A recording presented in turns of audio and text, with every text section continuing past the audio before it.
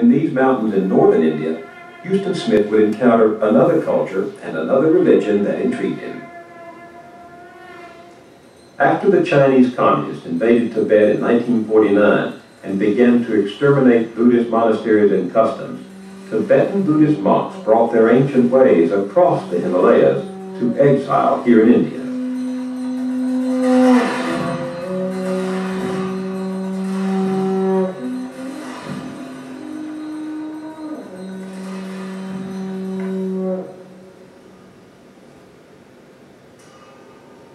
Here are two young tulkus, reincarnated lamas.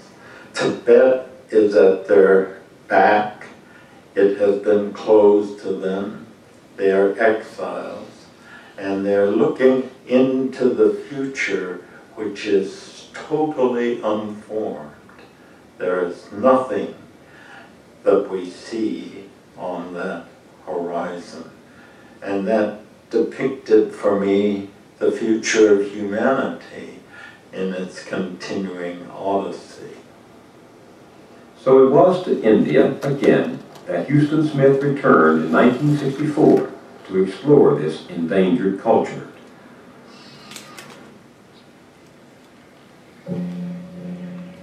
He arrived at this Tibetan Buddhist monastery on the eve of an annual 4-day ceremony where the lamas would chant 15 hours a day for 4 days.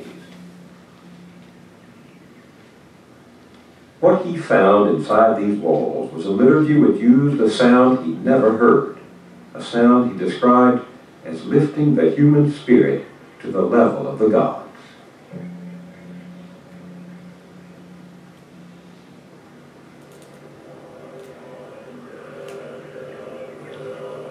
The first hour of their chanting was nothing exceptional. It was a very deep, guttural, rhythmic monotone, and echoing out of centuries of unshaken belief. It was sort of impressive, but it was monotonous, and it went on for an hour, and I found myself actually dozing off in the course of the hour, only to be brought to my consciousness with, it seemed like I was surrounded by angelic choirs, because that monotone had splayed out into full-blown chords.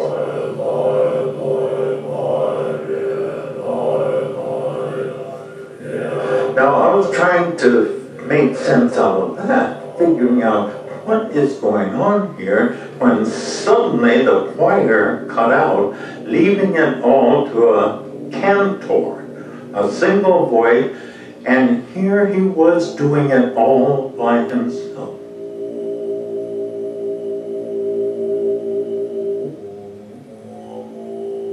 A first, a third, and a barely audible fifth coming out of a single larynx.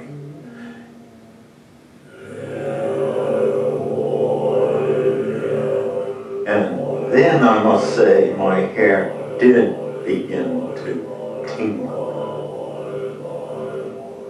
When that tone first broke over my ears, it was the holiest sound I had ever heard.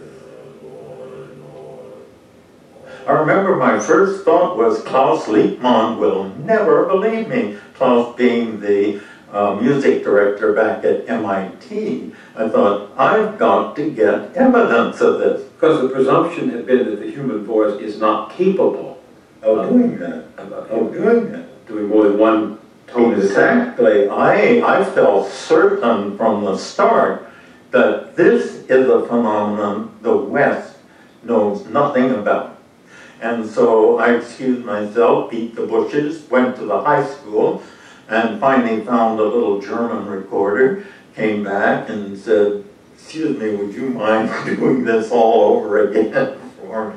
But they were very obliging and did.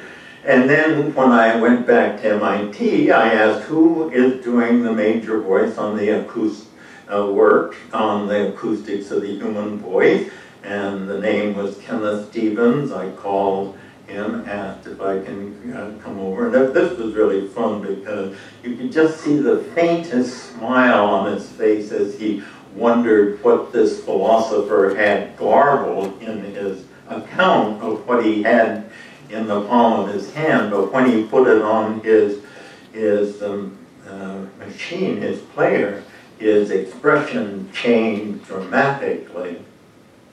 And it has actually introduced a new word into the vocabulary of musicology, namely multiphonic chanting. Every sung tone has overtone, but it's too faint for us to hear as discrete notes. But what they have learned to do is amplify those overtones, so now we hear those overtones as discrete tones in their own right. So that's the acoustics of it. What's the significance of it? What's the point of all this? What does it have to do with worship? Well, this is obviously not art for art's sake. It is more like spiritual technology.